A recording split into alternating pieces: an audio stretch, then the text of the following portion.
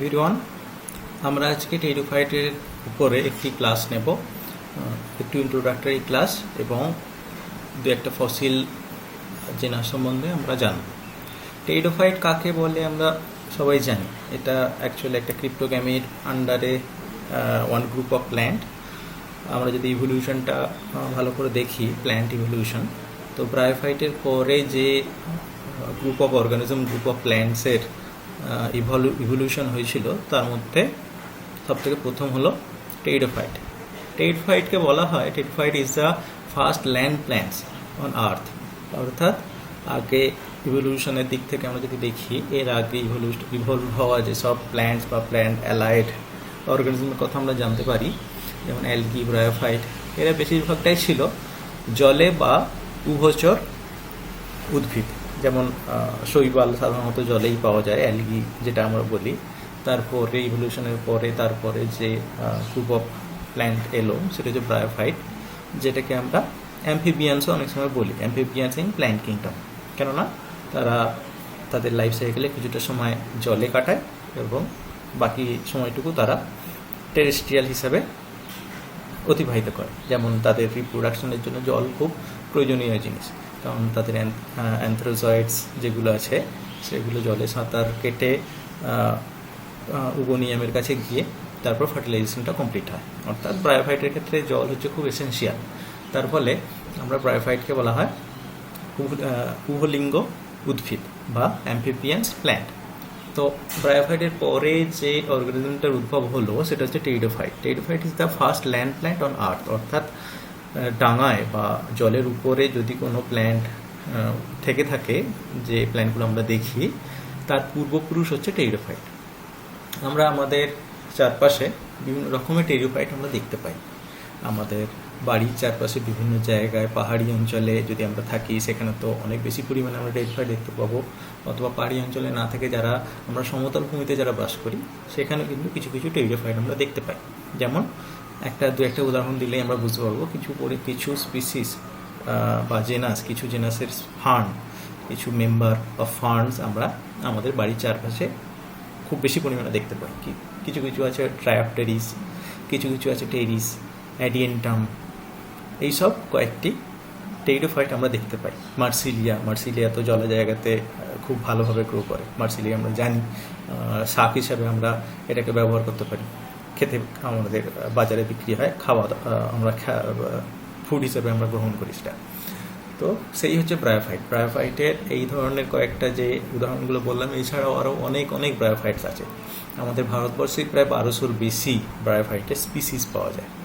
তো আমি আগেই বললাম ব্রায়োফাইট হচ্ছে ডাঙায় সর্বপ্রথম যে উদ্ভিদ সেইটা হচ্ছে টেরিডোফাইট।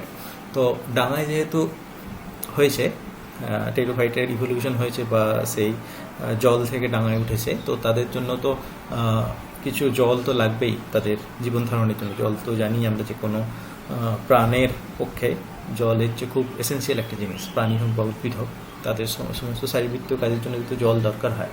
যারা আগে জলে বাস করতো, জলচর ছিল, তাদের তো জল পরিবহন বা সংবহনের কোনো দরকার ছিল না, কারণ তাদের চারপাশে, দেহের চারপাশে জল বর্তমান ছিল। কিন্তু টেরিডোফাইটের ক্ষেত্রে বা হায়ার প্ল্যান্টস যেগুলো ডাঙায় হয়, তাদের ক্ষেত্রে তো জল দরকার। সেই জলটাকে পরিবহন করার জন্য তাদের মধ্যে ভাস্কুলার সিস্টেম, যেটা জাইলেম এবং ফ্লোয়েম দিয়ে তৈরি হয়, সেই সিস্টেমটার প্রথম উদ্ভব হলো। First land plants with vascular system, সেটাও কিন্তু টেরিডোফাইটকেই বলা হয়। অর্থাৎ ভাস্কুলার সিস্টেম সবথেকে প্রথম টেরিডোফাইটের মধ্যেই উদ্ভব হয়েছিল। আমরা এখানে কতগুলো টেরিডোফাইটের কিছু কিছু ছবি দেখে নেব, কিছু কিছু উদাহরণ আমরা পরের ক্লাসগুলোতে পড়ব এবং তাদের কিছু লাইফ সাইকেল বা জীবনচক্র আমরা তাদের পড়ব। যেমন আমরা টেরিডোফাইটের কিছু যদি জেনারেল ক্যারেক্টার্স বা সাধারণ বৈশিষ্ট্যের কথা আলোচনা আমরা যদি করি, তো আমরা দেখতে পাবো যে টেরিডোফাইটগুলো ডাঙায় বা জলা জায়গাতে যেগুলো জন্মায় সেগুলো হচ্ছে সবই স্পোরোফাইটিক। স্পোরোফাইটিক মানে যারা স্পোর উৎপন্ন করে তাদেরকেই বলে স্পোরোফাইটিক। আমরা জানি যে কোনো উদ্ভিদ বা প্রাণীর দুটি দশা থাকে, একটা স্পোরোফাইটিক দশা এবং গ্যামেটোফাইটিক দশা। তো আমরা যে গাছটাকে আমরা দেখতে পাই যেটা ডমিনেন্ট, সেটা হচ্ছে sporophytic plant, which consist of root, stem and leaves. Sometimes rhizoids are also common, অর্থাৎ রাইজয়েডও তাদের মধ্যে কিছু কিছু দেখা যায়। তো সেকেন্ড, মেজরিটি অফ টেরিডোফাইটস আর হার্বেসিয়াস, অর্থাৎ তারা একটা ছোট ছোট গাছের আকারে তারা থাকে, ঝোপ ঝোপ আকারে থাকে বা হার্ব কন্ডিশনে তারা থাকে, হার্বিসিয়াস কন্ডিশনে থাকে। তবে কিছু কিছু আবার ট্রি লাইক কিছু টেরিডোফাইটস আমরা দেখতে পাই। ওকে, অ্যাঞ্জিওপটেরিস, সায়াথিয়া, এগুলো হচ্ছে ট্রি লাইক টেরিডোফাইটসের উদাহরণ। কিছু কিছু টেরিডোফাইটস আছে খুব ছোট, স্মলেস্ট টেরিডোফাইটস, যেমন অ্যাজোলার নাম আমরা করতে পারি। পুকুরে বা কোনো স্ট্যাগনেন্ট ওয়াটারে সাধারণত অ্যাজোলা হতে পারে খুব ছোট পরিমাণে, কচুরিপানার মতো দেখতে, কিন্তু এগুলো অ্যাকচুয়ালি টেরিডোফাইট।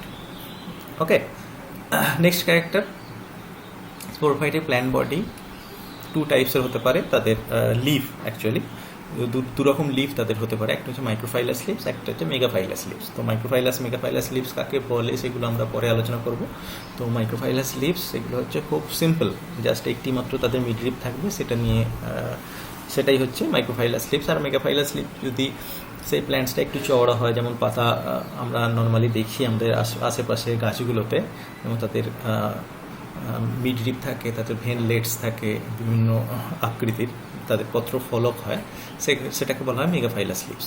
তো সাধারণত মাইক্রোফাইলাস লিভস সেলেজিনেলা ইত্যাদি জেনাসগুলোতে পাওয়া যায়। মেগাফাইলাস লিভস সাধারণত ড্রায়োপটেরিস এই ধরনের ফার্নগুলোতে আমরা মেগাফাইলাস লিভ দেখতে পাই। স্টেমের কথা যদি আমরা দেখি, স্টেম, রুট, এদের মধ্যে ভাস্কুলার সিস্টেমটা থাকে, which is composed of xylem and phloem. আর এদের মধ্যে ক্যাম্বিয়াম উপস্থিত থাকে না। সাধারণত ক্যাম্বিয়ামের কাজ সেকেন্ডারি গ্রোথ করা, তো এদের তো সেকেন্ডারি গ্রোথটা হয় না, তো ক্যাম্বিয়ামের ওই জন্য দরকার হয় না। Next character, sporophyte reproduce by spores. যেহেতু এরা স্পোরোফাইট, তো এরা স্পোর প্রডিউস করে, এবং স্পোরোফাইট স্পোর প্রোডাকশনের মাধ্যমে নতুন জেনারেশন শুরু করে। ওকে, তো plants may be homosporous or heterosporous, অর্থাৎ হোমোস্পোরাস মিনস যদি তারা একই রকমের দেখতে স্পোর তৈরি করে তারা হচ্ছে হোমোস্পোরাস, আর যদি দুরকম দেখতে বা ভিন্ন রকম দেখতে স্পোর তারা তৈরি করতে পারে কোনো টেরিডোফাইট, তারা হেটেরোস্পোরাস। Next character, স্পোরেঞ্জিয়াম।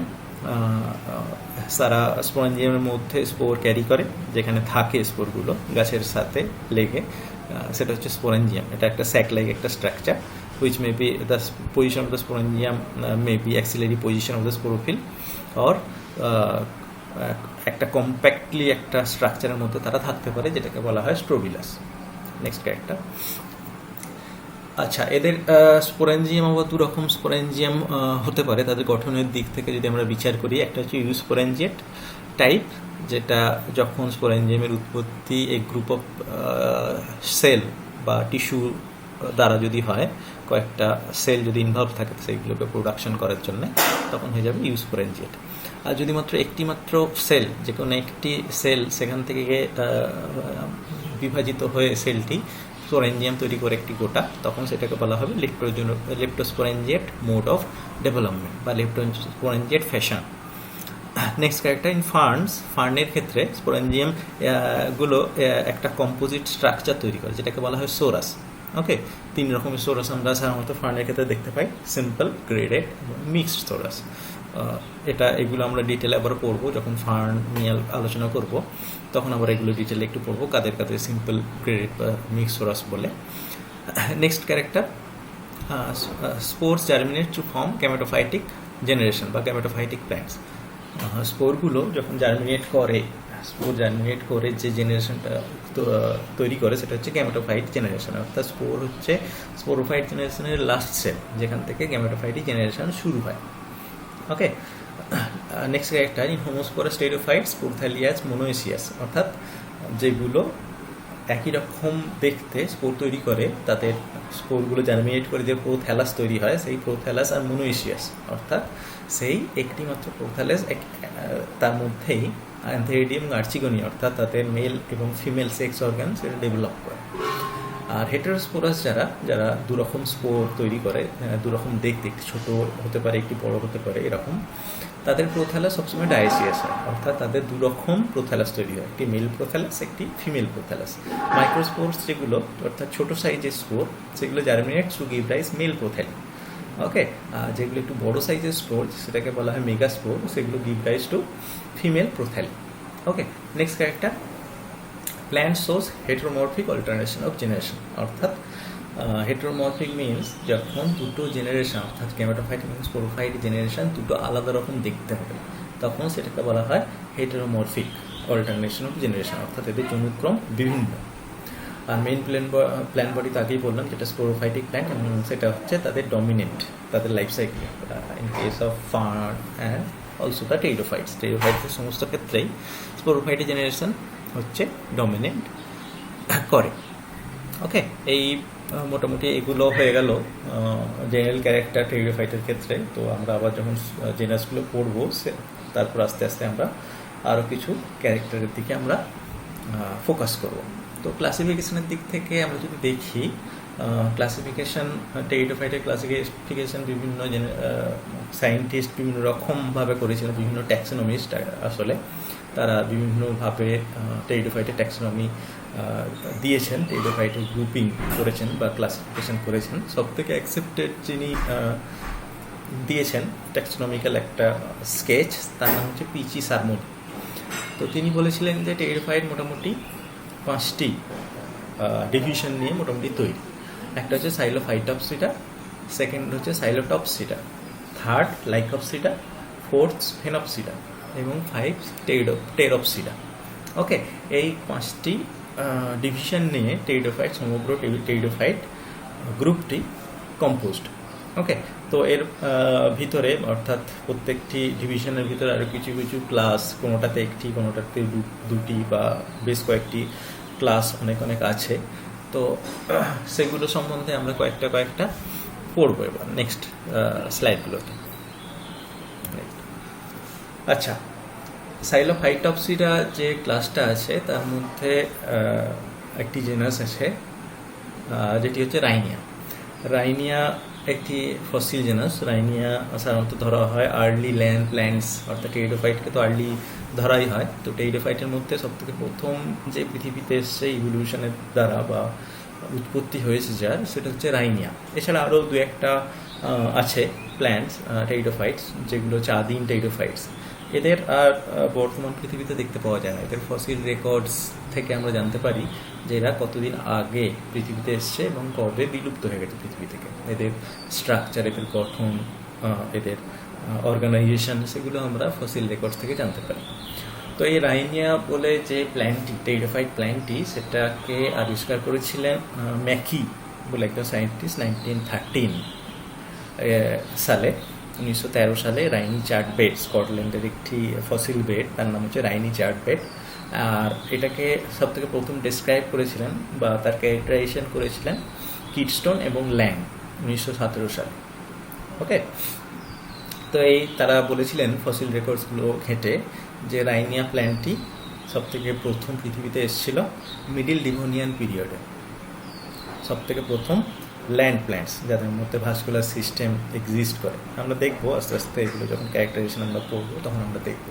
তো এদের মরফোলজি অর্থাৎ বহিরাবরণ বা বৈশিষ্ট্য যদি আমরা আলোচনা করি, আমরা দেখতে পাই যে এরা সাধারণত দুটি পার্টে এদের গঠন বিভক্ত। একটা হচ্ছে ইরেক্ট এবং আরেকটা হচ্ছে প্রোস্টেট। প্রোস্টেট সিস্টেম যেটা, সেটা মাটির প্যারালালি ছড়িয়ে থাকে। মাটির প্যারালালি মানে মাটির এদের নিচে অথবা খানিকটা একটু উপরে, মাটির উপরে থাকে অথবা মাটির জাস্ট একটু মাটির সারফেসের একটু নিচে তারা থাকে।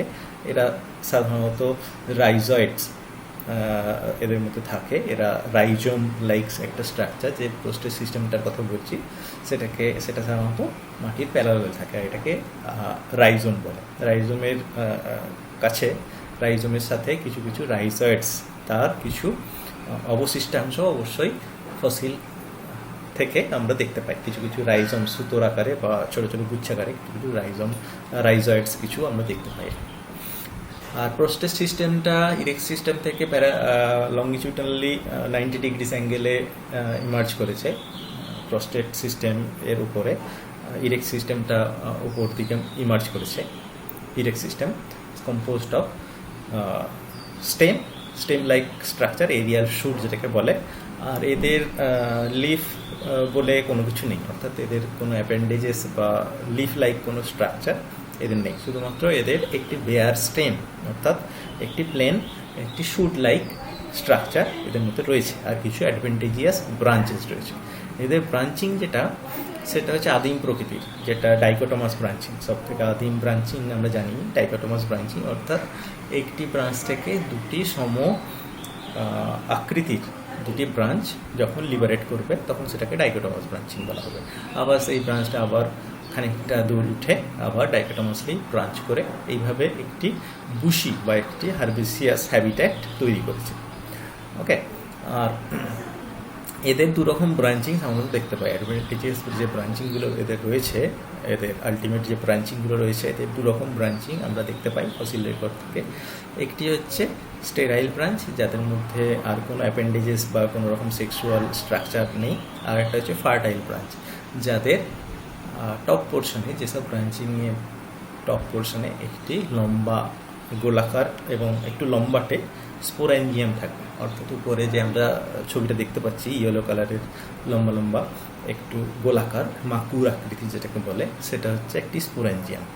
ওকে, যেসব ব্রাঞ্চের মাথায় স্পোরেঞ্জিয়াম থাকবে সেই সব ব্রাঞ্চগুলোকে ফার্টাইল ব্রাঞ্চ বলা হবে। আর যাদের ব্রাঞ্চে কোনো রকম স্পোরেঞ্জিয়াম নেই তারা হলো স্টেরাইল ব্রাঞ্চ। ফসিল পার্ট থেকে আমরা দেখতে পাই, ফসিল বিভিন্ন জায়গা থেকে যে ফসিল পাওয়া গেছে রাইডিং চার্টের বা অন্যান্য জায়গা থেকে, স্কটল্যান্ড থেকে, সেখানে দেখতে পাই। তো সেখান থেকে আমরা রাইনিয়া দুটো স্পিসিস আমরা আপাতত পেয়েছি। সেটা হচ্ছে, একটি হচ্ছে রাইনিয়া মেজর, আর একটি হচ্ছে রাইনিয়া গুইনি ভাউগনি।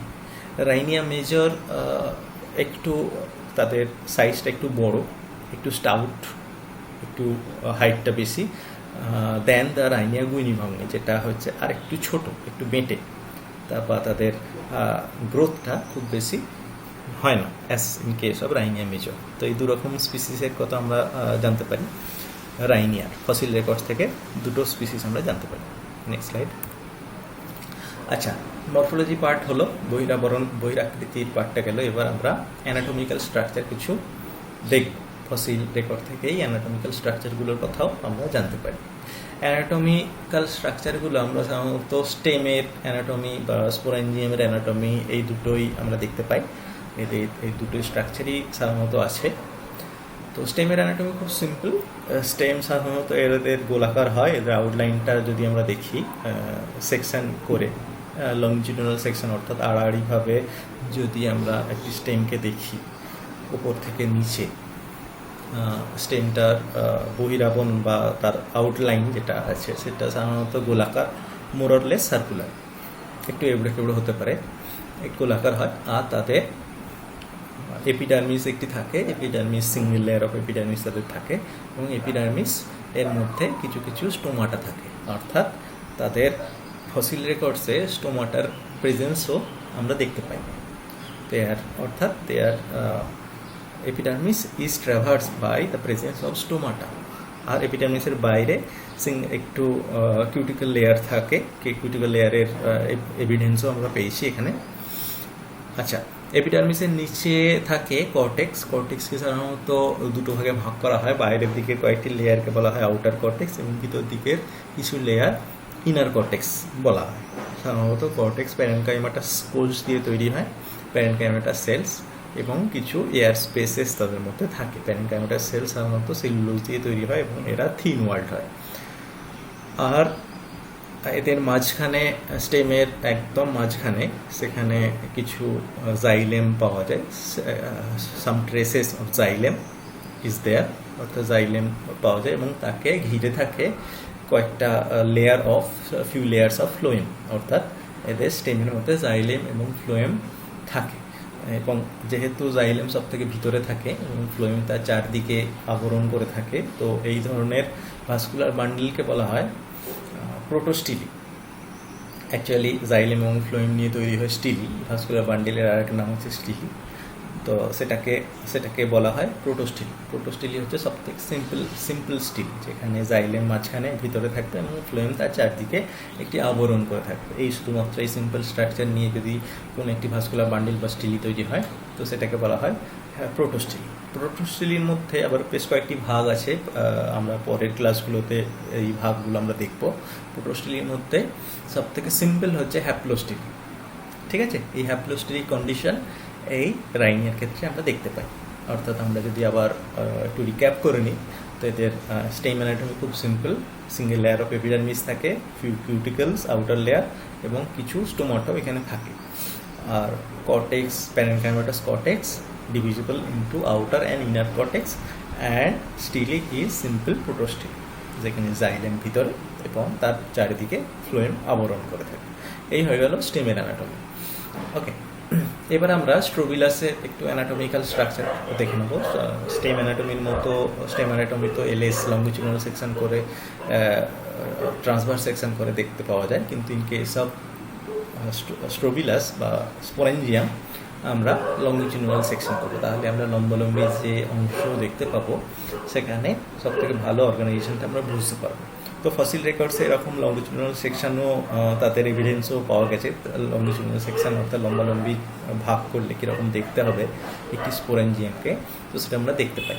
তো আগেই বলেছিলাম যে স্পোরেঞ্জিয়াম একটু লম্বাটে, গোলাকার একটু লম্বাটে স্ট্রাকচার, মাকুর মতো একটি অংশ এরকম দেখতে। তাদের মধ্যে একটি মাত্র চেম্বার থাকে, ইউনিলকুলার স্পোরেঞ্জিয়াম অ্যাকচুয়ালি।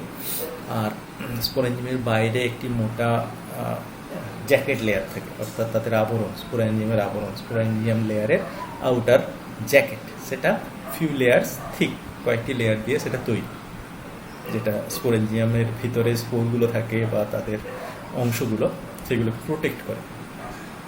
স্পোরেঞ্জিয়ামের মধ্যে থাকে স্পোর টেট্রাড, অর্থাৎ হ্যাপ্লয়েড কিছু স্পোর্স থাকে, সেই স্পোরগুলো টেট্রাড ফর্মে থাকে, অর্থাৎ একটি ইউনিটে 4টি করে স্পোর একসাথে থাকে, সেটাকে বলা হয় টেট্রাড। এইরকম স্পোর টেট্রাড স্পোরেঞ্জিয়ামের মধ্যে অজস্র থাকে। এদের স্পোরগুলো সিম্পল টাইপের, অর্থাৎ এরা হোমোস্পোরাস, একই রকম দেখতে হয় স্পোরগুলো, এরা হোমোস্পোরাস। স্পোরগুলো সাধারণত আমরা টেরিডোফাইটের বাকি জেনাসগুলো দেখতে পাবো, স্পোরগুলো সাধারণত তৈরি হয় স্পোরোজেনাস টিস্যু থেকে। স্পোরোজেনাস টিস্যু হচ্ছে স্পোরোফাইট প্ল্যান্ট বডির একটি পার্ট। স্পোরোফাইট প্ল্যান্ট বডি থেকে স্পোরেঞ্জিয়ামের মধ্যে স্পোরোজেনাস টিস্যুগুলোর মিওসিস ডিভিশন হওয়ার ফলে বা রিডাকশন ডিভিশন হওয়ার ফলে 4টি করে একটি স্পোরোজেনাস টিস্যু ভেঙে 4টি হ্যাপ্লয়েড স্পোর তৈরি হয়। অর্থাৎ স্পোর তৈরি হওয়া মানে স্পোর হচ্ছে হ্যাপ্লয়েড জেনারেশনের উৎপত্তি, অর্থাৎ spore is the first cell of gametophytic generation. এছাড়া আর কোনো এভিডেন্স সাধারণত টেরিডোফাইটের ক্ষেত্রে আমরা পাইনি, কোনো গ্যামেটোফাইটিক জেনারেশনের কথাও আমরা জানি না আপাতত। টেরিডোফাইটের ক্ষেত্রে যদিও আমরা জানি যে কোনো প্ল্যান্ট বা উদ্ভিদ বা প্রাণী তাদের দুটোই জেনারেশন থাকে, যেহেতু এরা ফসিল, তো এদের সাধারণত হতে পারে যে এদের কোনো গ্যামেটোফাইটিক জেনারেশন প্রিজার্ভ কন্ডিশনে পাওয়া যায়নি, সমস্তটাই নষ্ট হয়ে গেছে, কারণ এদের প্রিজার্ভ করে রাখার মতো যেসব স্ট্রাকচার থাকার দরকার ছিল গ্যামেটোফাইটিক জেনারেশনে সেগুলো এখানে অনুপস্থিত ছিল। তার ফলে গ্যামেটোফাইটিক জেনারেশনটা ভালোভাবে প্রিজার্ভ হয়নি, যার ফলে আমরা কোনো ট্রেস বা আমরা কোনো রকম তার এভিডেন্স পাইনি। ওকে, নেক্সট আরেকটি জেনাসের কথা আমরা পড়বো, সেটা হচ্ছে কুকসোনিয়া। এরা সাধারণত আমরা জিওলজিক্যাল এজ যদি আমরা দেখি, এরা রাইনিয়ার আগে এরা পৃথিবীতে এসছে বা ইভলিউশনের ফলে রাইনিয়ার আগে, অর্থাৎ রাইনিয়ার ডিভোনিয়ানে, এরা হচ্ছে মিডল সিলুরিয়ান থেকে আর্লি ডিভোনিয়ানে পৃথিবীতে এসছে। কুকসোনিয়া এটা প্রথম ডিসকভার করেছিলেন ল্যাং, WH ল্যাং 1937 ফ্রম ব্রিটেনের একটি ফসিল বেড থেকে এই কুকসোনিয়ার প্রথম ফসিল পাওয়া গেছিল। এটা একটি অদ্ভুত, একটি অন্যরকম দেখতে একটি টেরিডোফাইট জেনাস। আগে রাইনিয়া জেনাসটা যেমন দেখেছিলাম সেটার সাথে বেশ খানিকটা তাদের মিল আছে। এদেরও দুটি পার্ট আছে এদের মরফোলজিতে, সেটা হচ্ছে একটি ইরেক্ট সিস্টেম আর একটি প্রোস্টেট সিস্টেম। প্রোস্টেট সিস্টেমটা সাধারণত মাটির প্যারালালে থাকে এবং এটা হচ্ছে রাইজোম দিয়ে এটা তৈরি, এবং এদের মধ্যে কিছু কিছু রাইজয়েডসও থাকে। আর erect system is made up of aerial shoots which is dichotomously branched. Okay, তো এদের ব্রাঞ্চিংগুলোও আবার স্টেরাইল বা ফার্টাইল হতে পারে। ফার্টাইল ব্রাঞ্চ যখন হবে তখন এদের মধ্যে এদের ব্রাঞ্চিং এর উপরে সব থেকে একটি করে স্পোরেঞ্জিয়াম থাকে। স্পোরেঞ্জিয়ামের গঠনগুলো আবার একটু এদের অদ্ভুত দেখতে। আগের রাইনিয়াতে আমরা যেমন দেখেছিলাম স্পোরেঞ্জিয়াম একটু লম্বাটে, গোলাকার লম্বাটে মাকুর মতো একটি অংশ, কিন্তু এখানের ক্ষেত্রে আমরা দেখব স্পোরেঞ্জিয়ামগুলো উপর পোর্শনটা একটু চ্যাপ্টা। সাধারণত স্পোরেঞ্জিয়ামগুলো যদি একটি স্পোরেঞ্জিয়াম যদি আমরা নিয়ে দেখি তাহলে সেটা একটি কাপের মতো আমরা দেখতে পাবো, যার নিচের দিকটা ফ্ল্যাটেন্ড হয়েছে এবং উপর দিকটা ফ্ল্যাট। ওকে, তো এর কিছু কিছু ফসিল, বেশ কয়েকটা ফসিল আমরা পেয়েছি। এদের কিছু স্পিসিস বিভিন্ন তাদের ভাগ করা গেছে কয়েকটি ফসিল স্পিসিসে, যেমন কুকসোনিয়া প্যাট্রনি, কুকসোনিয়া হেমিস্ফেরিকা, কুকসোনিয়া ক্যাম্ব্রেন্সিস, ক্যালিডোনিয়া ইত্যাদি স্পিসিস বিভিন্ন জায়গা থেকে, ব্রিটেনের বিভিন্ন জায়গা থেকে বা আরও পৃথিবীতে আরও অনেক বেশ কয়েকটি জায়গা থেকে কুকসোনিয়ার বেশ কিছু ফসিল আমরা পেয়েছি। তো তাদের রিকনস্ট্রাকশন করে আমরা এই ধরনের স্ট্রাকচারগুলো আমরা পেয়েছি।